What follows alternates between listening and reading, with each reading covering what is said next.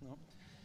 Bueno, entonces vamos, la segunda parte es más corta y me quería referir a uno de los aspectos centrales del acto administrativo y la modificación que tuvo, que algo ya habíamos adelantado, que tiene que ver con el régimen de la anulación de oficio del acto administrativo, que también habíamos adelantado algo cuando hablamos sobre el régimen de las nulidades, sin perjuicio de los otros temas que están vinculados con el acto, ¿no? ¿Cómo es? Lo hago para que se escuche. ¿Cómo es el régimen de la anulación de oficio del acto administrativo y cuáles fueron las modificaciones que hubo? La anulación de oficio.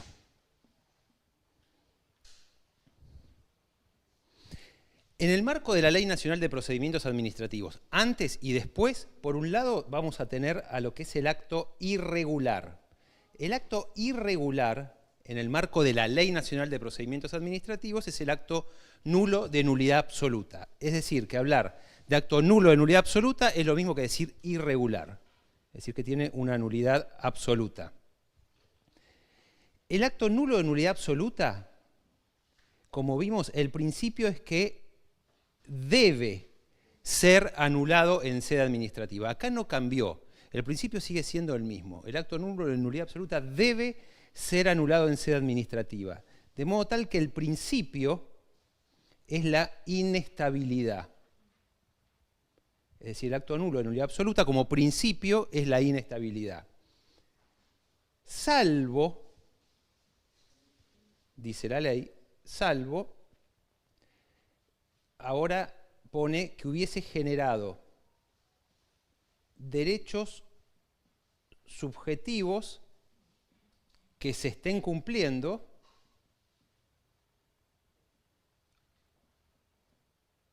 me queda medio chiquito, o agotado el objeto, o agotado completamente el objeto. Completamente el objeto. En este caso es que va a adquirir estabilidad y la administración no lo va a poder anular en sede administrativa, sino que va a tener que declararlo lesivo e iniciar el proceso de lesividad para que sea el juez el que declare la nulidad. Salvo, voy para arriba porque no me queda lugar, es decir, sería el salvo de la excepción a la estabilidad, salvo, dice la ley, que la anulación lo favorezca. Bueno, no sé cuánto se llega a ver ahí. Que lo favorezca, que hubiese habido dolo del particular, o vamos a anotar precario, o que hubiese sido otorgado expresa y válidamente a título precario. En ese caso, en alguno de estos tres supuestos, la administración debería, desde mi perspectiva, anular el acto en sede administrativa sin necesidad de ir a la instancia judicial, porque perdió la estabilidad. Y después tenemos lo que se denomina el acto regular. El acto regular en la ley incluye dos cosas. Incluye el acto plenamente válido o el anulable de nulidad relativa. Plenamente válido o anulable de nulidad relativa. Cuando estoy hablando de la anulación de oficio, y acá digo regular, obviamente voy a estar aludiendo al acto anulable, porque el plenamente válido no lo voy a anular. Este acto, una vez notificado, no se puede anular en sede administrativa. No se puede anular. Con lo cual el principio es el contrario, es la estabilidad.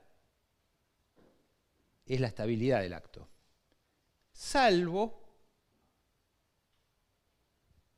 los supuestos que vimos antes acá arriba. Que la anulación favorezca al particular sin generar perjuicios a terceros, que el particular hubiese actuado con dolo o que hubiese sido otorgado expresa y válidamente a título precario. ¿Qué es lo que cambió? ¿Qué es lo que cambió? Ahora dice, el acto nulo de nulidad absoluta debe ser anulado en sede administrativa, salvo, antes decía, que el acto estuviese firme, consentido, y hubiese generado derechos subjetivos que se estén cumpliendo. Lo del agotamiento del objeto no estaba. Es decir, que lo nuevo es, la diferencia está en firme, consentido y agotado el objeto. Es el contraste con la ley anterior. si estaba firme, consentido y había generado derechos subjetivos que se estaban cumpliendo, no podía anularse en sede administrativa. Salvo que favorezca al particular, era igual, que precario también, pero en vez de dolo, se hablaba del conocimiento del vicio, es decir, que el particular hubiese conocido el vicio del acto administrativo. Y acá, bueno, no había diferencias, es decir, se aplicaba el mismo régimen. Bueno, ¿qué pasa con estas modificaciones? Que algunas están bien, otras no me cierran. ¿Por qué? Antes, ¿cómo era? El acto nulo, nulidad absoluta, debía ser anulado en sede administrativa, salvo que estuviese firme y consentido. Se eliminó la referencia a la firmeza y el consentimiento. Y está bien que se hubiese eliminado, porque ahí había un error conceptual en la ley. ¿Por qué? Porque en rigor el consentimiento es una de las formas por la cual el acto adquiere firmeza. Es decir, ¿cuándo un acto administrativo está firme? A la pregunta, ¿no? ¿Qué significa firme? Firme, lo pongo acá, el acto firme puede ser por consentimiento, expreso o tácito, o el acto que puede considerarse firme cuando no hay más recursos judiciales, perdón, administrativos y judiciales. Es decir, cuando hay cosa juzgada judicial. Cosa juzgada judicial.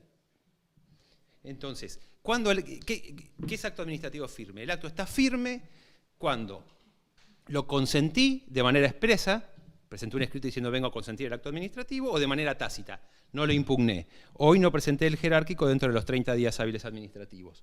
O bien cuando ya agoté todas las instancias. Tengo una sentencia judicial pasada en autoridad de cosa juzgada, ese acto administrativo quedó firme. Bueno, antes la ley decía que tenía que estar firme y consentido. Y por esto le decía que está conceptualmente mal, porque el consentimiento es una de las formas en las que el acto queda firme, ¿no? Entonces no tenía mucho sentido hablar de firme y consentido. Y hago un paréntesis. Firme tampoco es lo mismo que causa estado. Esto lo aclaro porque muchas veces se utiliza de manera indistinta, lo he visto en sentencias y en escritos, y el acto firme es este. El acto que causa estado es aquel que está en condiciones de ser enjuiciado.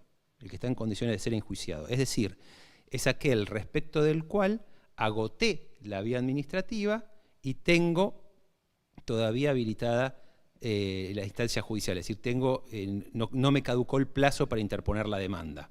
Es decir, es aquel respecto del cual tengo habilitada la instancia judicial. Con lo cual agoté la vía y estoy dentro del plazo de caducidad. Ese es el acto que causa estado. El acto que causa estado es aquel que está en condiciones de ser enjuiciado, el que está en estado de demandárselo judicialmente. Por eso no hay que confundir firme con acto que causa estado, porque el acto que está firme no causa estado. Es decir, el acto que está firme nunca puede causar estado, porque si lo consentí no puedo ir a la justicia. Y si ya hay cosa juzgada judicial, ya está, ya pasé por la justicia. Entonces el acto que está firme nunca causa estado. Y a su vez, el acto que causa estado nunca tiene que estar firme. Sería lo contrario. Por eso no hay que confundir acto firme con acto que causa estado. El acto que causa estado es aquel que todavía lo puedo impugnar judicialmente porque agoté la vía administrativa. Si no agoté la vía administrativa no causa estado. O si agoté la vía administrativa todavía tengo pendiente el plazo de caducidad. Si ya pasó el plazo de caducidad, no causa estado, porque se considera firme por consentimiento tácito a dejar vencer el plazo de caducidad para interponer la demanda. Bueno, decía firme y consentido. Después, eliminado eso, que me parece correcto, dice que hubiese generado derechos subjetivos que se estén cumpliendo.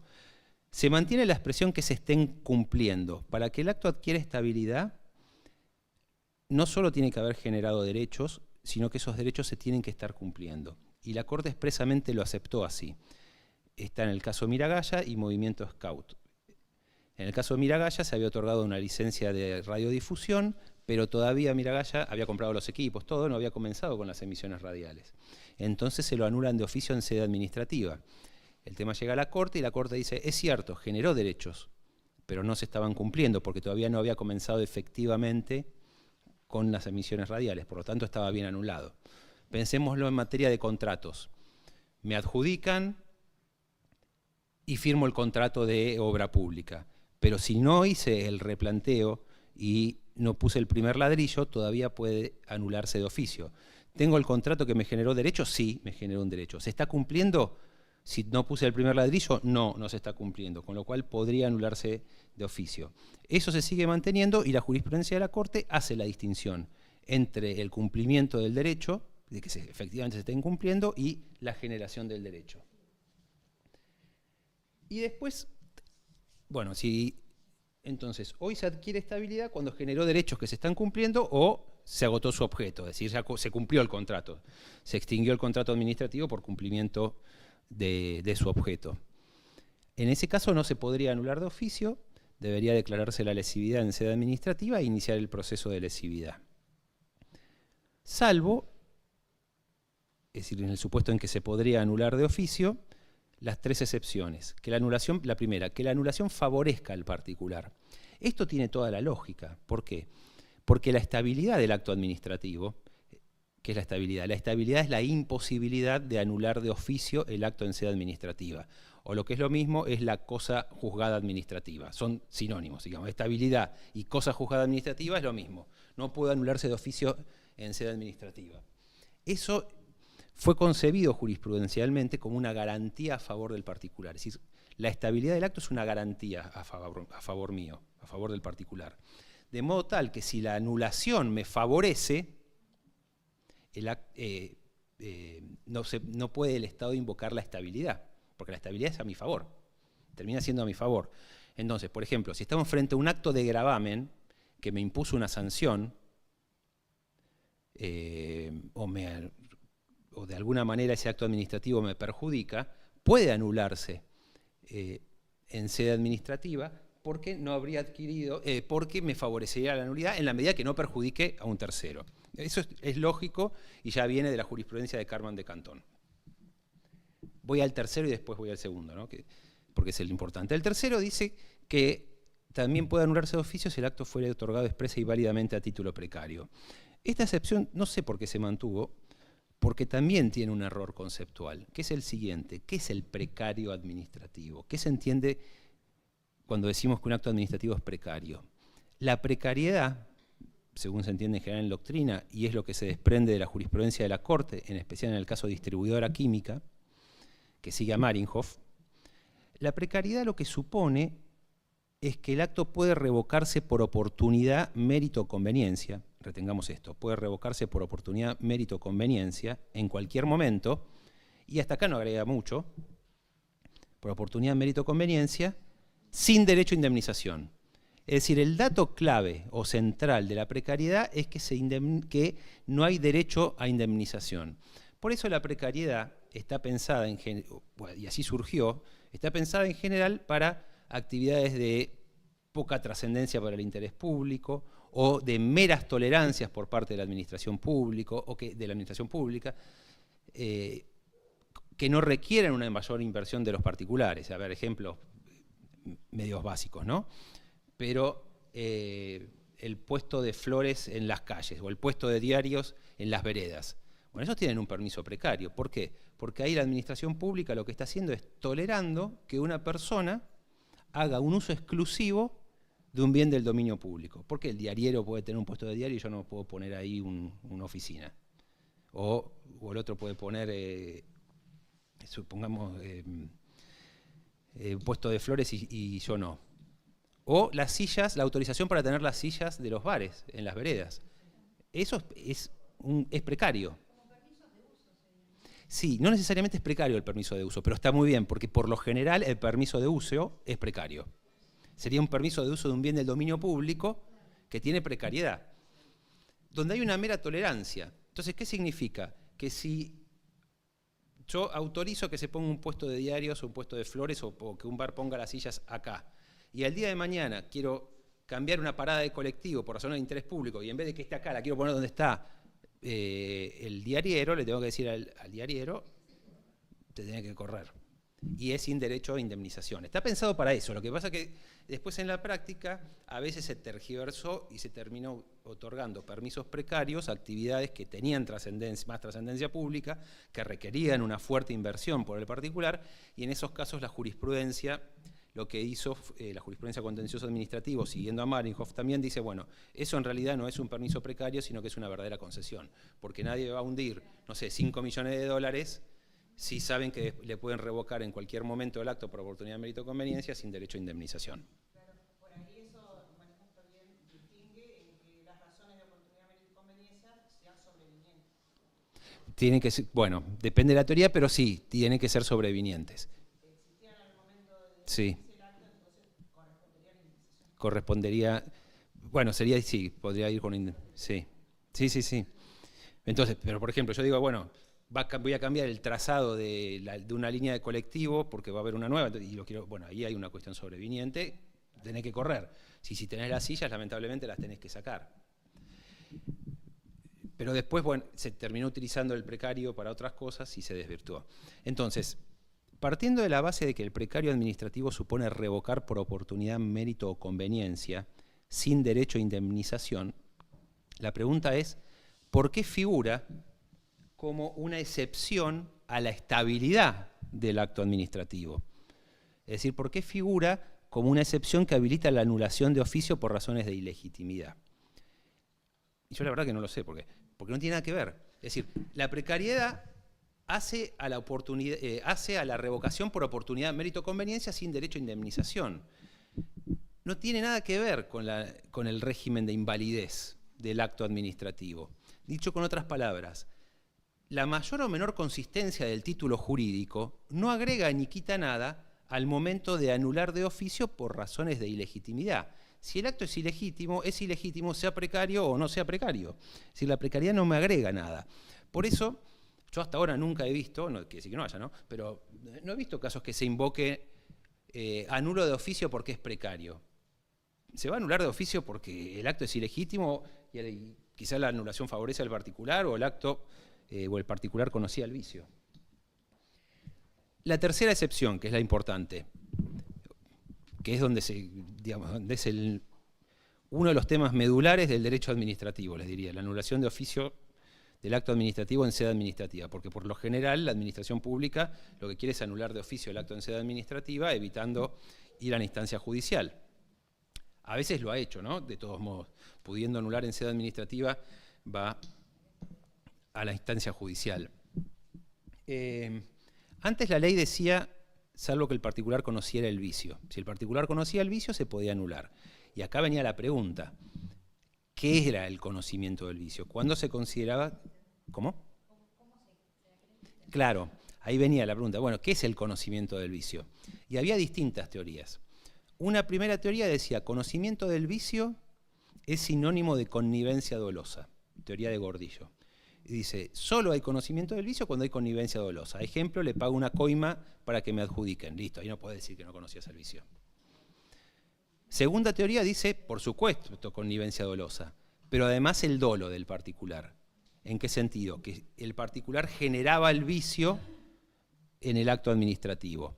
Ejemplo, caso Hobsbawm de la Corte, el supuesto médico que había truchado la libreta de notas y le habían otorgado el título de médico. Bueno, ahí generó activamente el vicio al falsificar la libreta de las notas.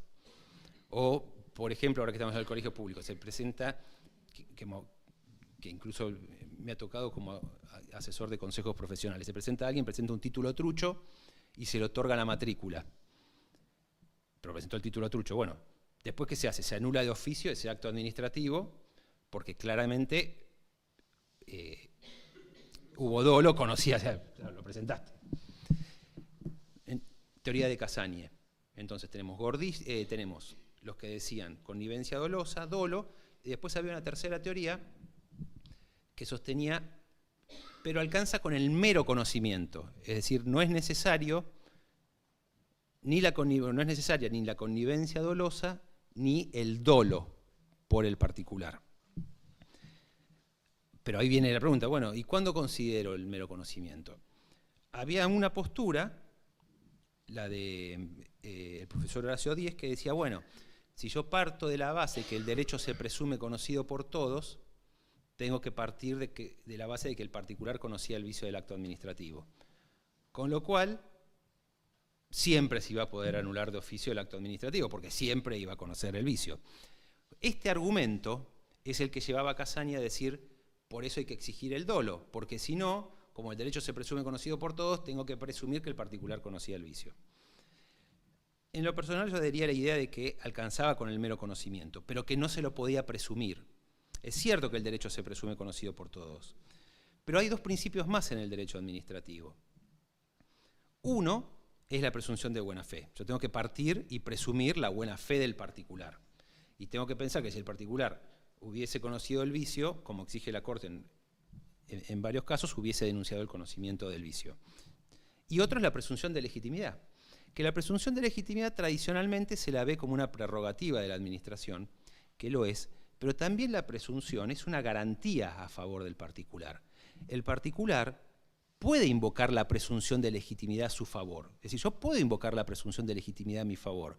Puedo invocar la presunción para decir, yo nunca supe o no tenía por qué pensar que el acto era nulo, porque confié en la presunción de legitimidad. O puedo exigir judicialmente la ejecución de un acto administrativo basándome en la presunción de legitimidad. Es difícil. Son pocos casos, pero hay. Yo tuve varios, es decir, donde iniciamos judicialmente la ejecución del acto administrativo porque la administración no lo ejecuta. ¿Y qué invoco? La presunción de legitimidad, que habilita la ejecutoriedad.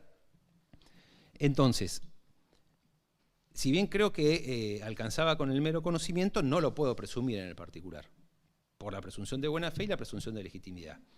Salvo que el vicio fuese manifiesto, porque si es manifiesto, cae la presunción de legitimidad. Pero acá viene la otra pregunta, ¿cuándo el vicio es manifiesto?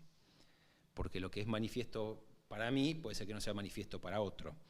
En esos casos, lo que hay que ver son las condiciones del particular, la especial situación del particular, para ver si era el vicio manifiesto o no manifiesto. Esto, por una parte, está en el derecho privado, en aquel principio que se dice cuanto mayor es el deber de conocimiento, mayor es el deber de obrar con diligencia. Y en el campo del derecho administrativo, hay un caso que a mí me gusta mucho, que es Cadipsa, que entre otras cosas, Cadipsa, que después lo reiteró en otro caso, la Corte, que después lo reiteró en otro caso, le dice, mire, y usted no podía ignorar la invalidez, en ese caso, de una circular aclaratoria, porque usted es un contratista con una especial versación técnica y cuenta con importante asesoramiento jurídico. ¿Qué le está diciendo? Mire, no me venga a plantear que usted no sabía que el acto era nulo. Entonces, si no es lo mismo que el decano vaya y le diga a una persona que quizá no terminó el secundario, que no tiene patrocinio letrado, que le diga, no, sí, si querés ponete en esa esquinita y podés vender panchos, a una empresa que contrata habitualmente con la administración pública y que después diga, no sabía que era necesaria la licitación pública. Ojo, no es un argumento anticorporativo, ¿no? Además defiendo empresas, ¿no? Pero a lo que voy es, no es lo mismo, no es lo mismo que supongamos, no sé, mañana se dicta un acto administrativo y me nombran a mí en planta permanente de la administración pública sin concurso, y digo, no sabía que tenía que estar por concurso. Me van a decir, bueno, o a una persona que tal vez no terminó la primaria y entra en la mínima categoría como Bedel, no es igual el conocimiento del vicio, me parece. Y hay que tener también en cuenta la especial situación de vulnerabilidad en la que puede estar el particular. Es decir, hay que considerar la situación del particular y si va o no con patrocinio letrado. Entonces, ese era... Sí, no, dale.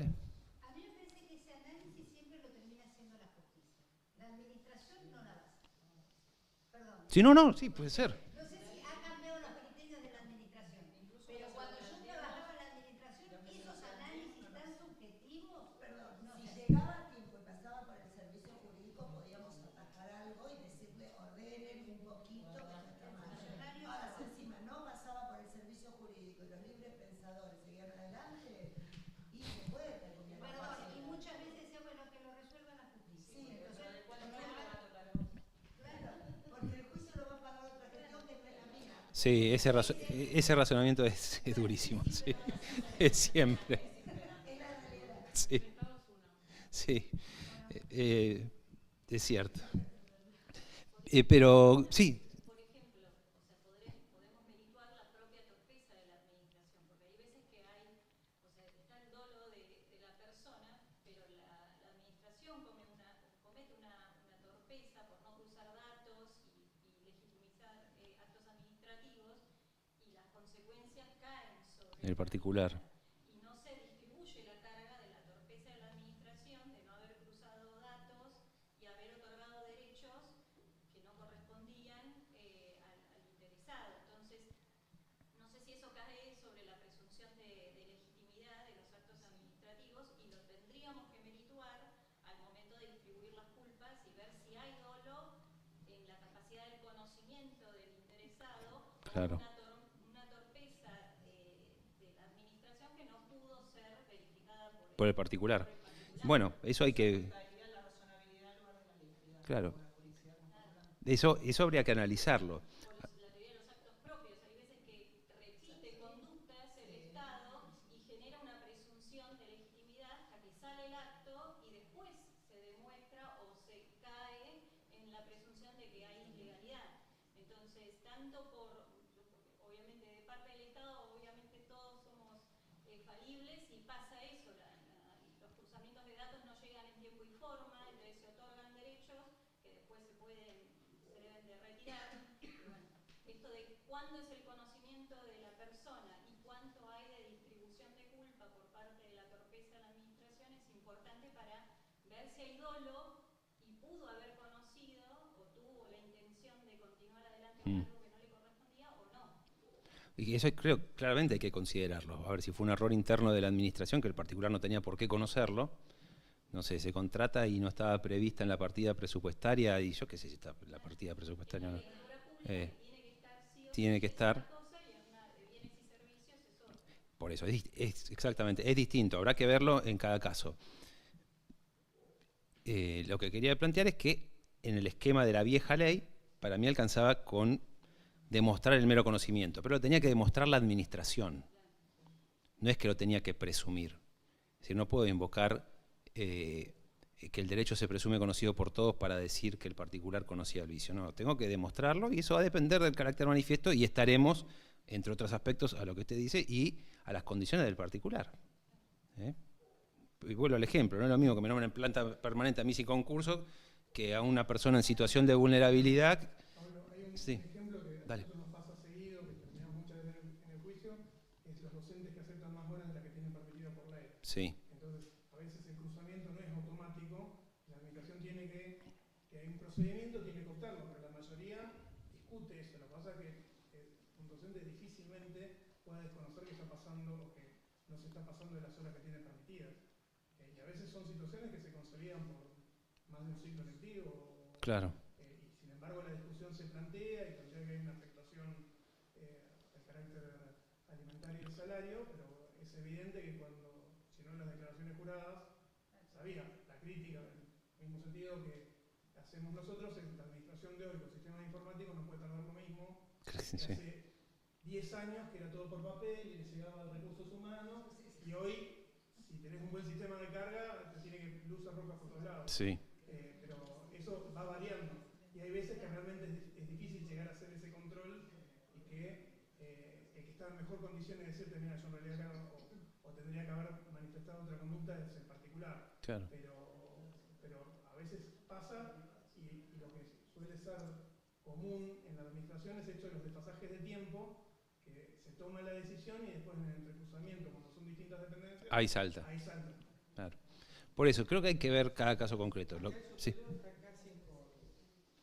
la posición tuya, había empezado con un fallo viejo que se debe acordar, Cremade, y había dos, un superior originaria, Cremade, que decía que se presumía el conocimiento del vicio. No, eso creo en que... el caso del concurso, decía, che, particular, revocaban la designación de un cargo jerárquico, decía, usted debió saber que este cargo era por concurso. Usted debió saber, claro, yo como administración, no sé, usted debió saber, y se lo revocaban. Porque, primero, si no era contador, estamos por ahí. Porque había trabajado, había tenido cargo público imposible que no supiera Claro. Por eso. tenía que ingresar.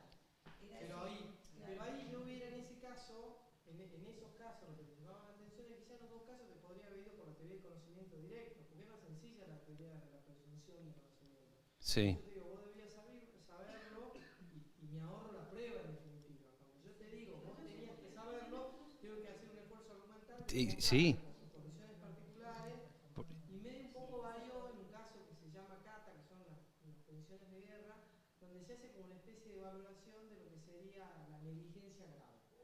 Es decir, tengo que demostrar, que es un poco lo que decís vos, tengo que demostrar que el particular estaba en condiciones claro. de haber podido conocer, no que lo conoce, como el dolo, como estaba en la ley, sino que el particular con un poquito de esfuerzo podría haber conocido el vicio de acuerdo a sus condiciones particulares, contexto, profesión, educación. Bueno, eso es lo que hay que considerar.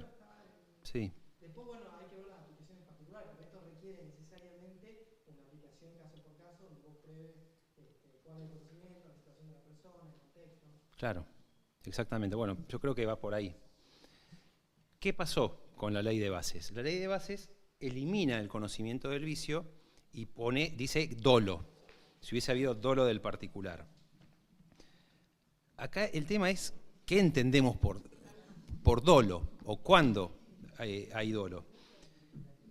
En este punto es donde creo que hay que interpretarlo de una manera razonable para no llegar a una solución disvaliosa, que es la propuesta que voy a hacer y la que estoy pensando, ¿no? Generalmente cuando uno piensa el dolo, está pensando en la actitud intencional del particular de generar el vicio en el acto administrativo. Es lo que habíamos dicho antes, es decir, presento el título falsificado para que me otorguen la matrícula, presento la libreta trucha o falsifico la libreta para que me otorguen el título de médico, el caso Hobsbawm. Digamos, con una actitud positiva donde genero el vicio del acto administrativo. Eso, francamente, va a ser muy difícil de probar, como vos decías, tanto en sede administrativa como en sede judicial. Pero independientemente de eso, creo que el dolo, y después me puse a buscar en la Real Academia y lo interpreta igual, y lo mismo, hay que ver el diccionario panhispánico jurídico, el dolo puede ser por acción o por omisión, no solo por acción. De modo tal que hay que tener en cuenta la omisión del particular, la omisión dolosa del particular, que permite que la administración pública dicte un acto administrativo ilegítimo y que yo me beneficie de ese acto administrativo ilegítimo. Es decir, a mí lo que no me cierra es que haya un acto que sea nulo y que la administración sepa que es nulo y que el particular sepa que es nulo y que no pueda anularse en sede administrativa.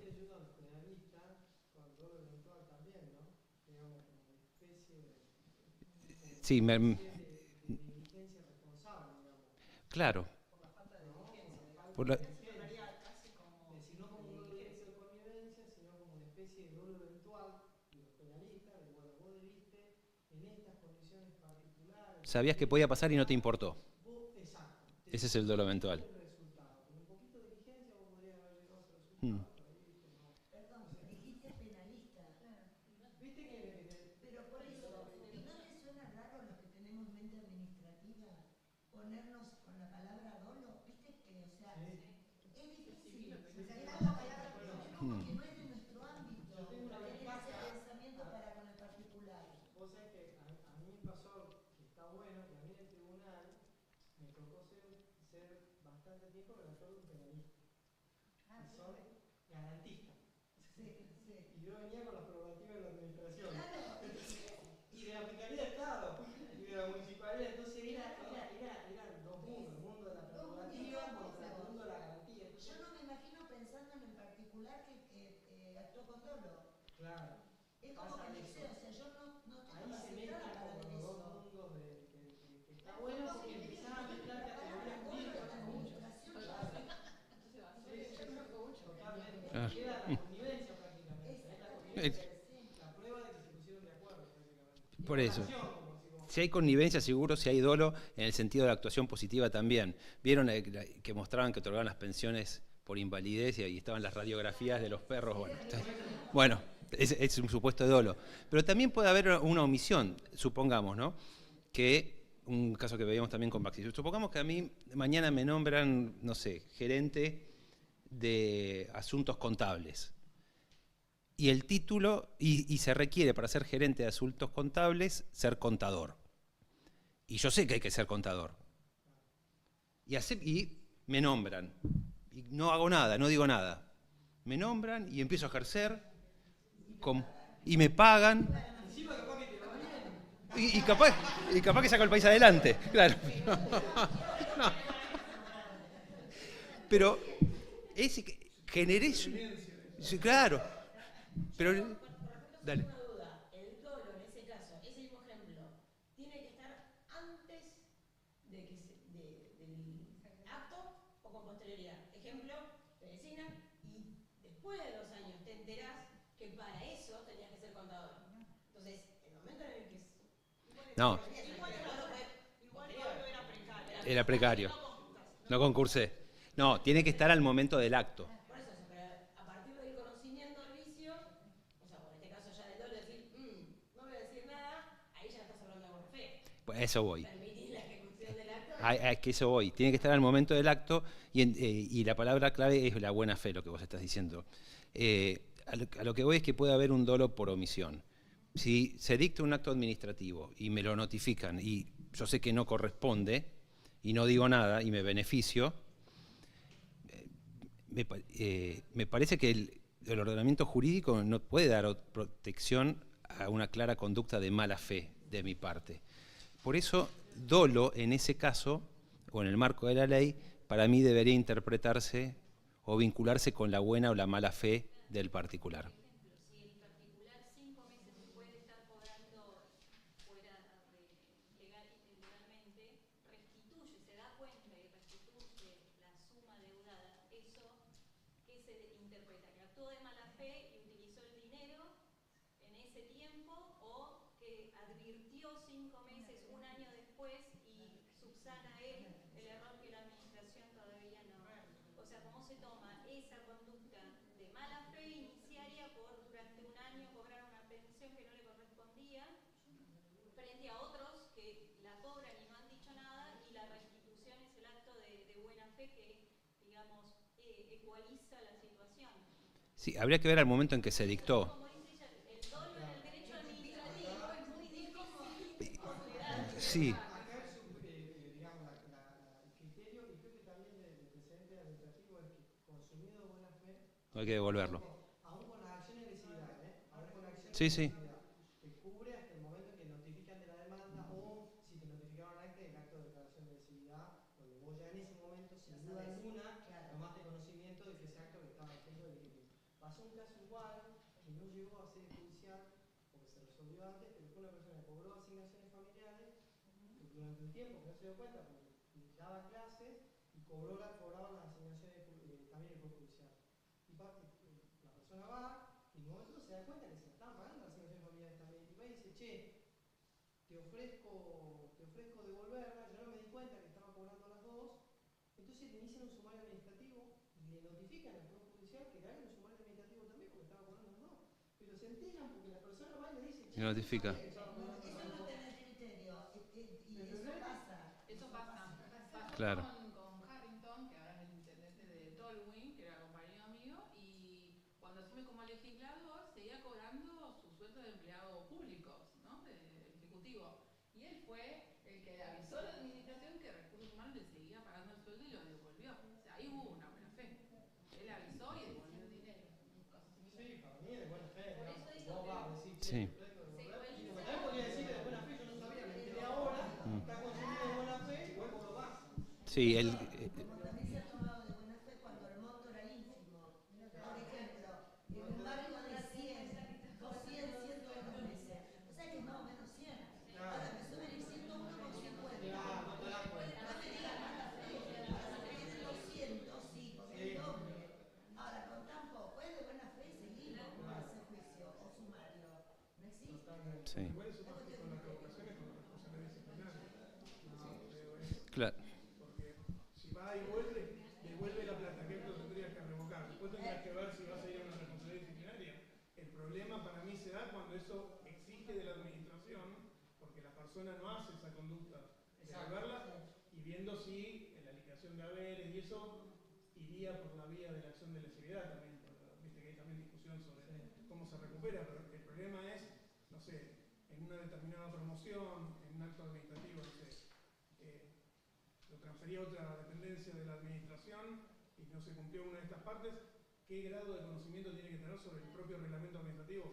Estoy pensando en empleo en relación con público, pero en relaciones contractuales puede haber unas cuantas de estas que, ¿cómo medís la conducta del buen empresario con la práctica administrativa, con el conocimiento del vicio? Yo entiendo y soy partidario de lo que vos decís, pero para mí no es casual que hayan puesto la palabra dolo.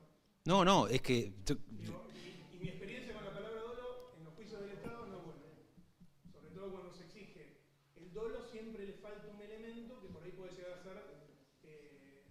y no estás hablando solamente de un juicio penal. No, es que, y ahí coincido con las colegas, el dolo en este contexto hay que interpretarlo de una manera distinta al que lo podríamos interpretar en el derecho penal o eventualmente en el derecho civil. Y en mi opinión, ¿no? Y es muy discutible, creo que el dolo debería equipararse a la buena o a la mala fe, a la buena o la mala fe del particular. Ese es el punto. Buena o mala fe. Yo no puedo pretender un supuesto derecho que sea mantenido en sede administrativa cuando de mala fe lo recibí. Sí.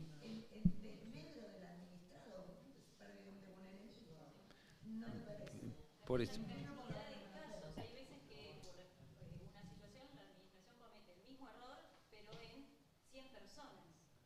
Entonces, una mala liquidación. Claro, entonces en ese caso la cantidad de afectados Te hace pensar que está bien. Exacto. Bueno, por eso hay que ver. Hace que la administración deba distribuir esas Sí. responsabilidades.